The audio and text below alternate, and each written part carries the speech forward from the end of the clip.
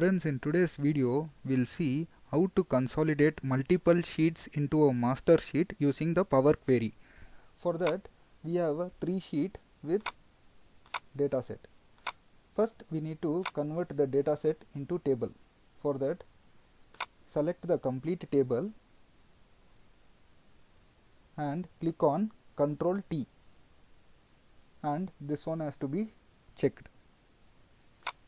Now the dataset has been converted into table format. Do the same thing for other 2 sheets. Friends, now once after converting all this dataset into table, now go and click on this data and then go and click on get data. From other source, click on blank query, and friends, here you have to type is equals to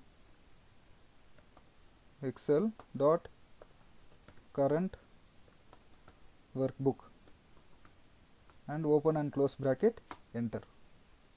Now you can see there are 3 tables present in this workbook. Just click on this arrow mark and uncheck this box and click OK. Friends, now you can see this is the consolidated table which is created here. Now you can see all the entries are consolidated in this query. This date format we can change here by clicking on data type any. I'll change to date, and you will have a track record of what and all changes we have done here. And at last you can see from which sheet it has got consolidated also. I will rename this sheet as master, and once all the things are done, now you can come and click on this close and load. Here you will have multiple options for exporting into table, pivot chart.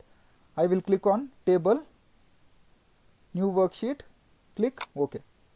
Friends, now you can see a master sheet has been created in table format, and you can see number of entries has been recorded here from the 3 sheets.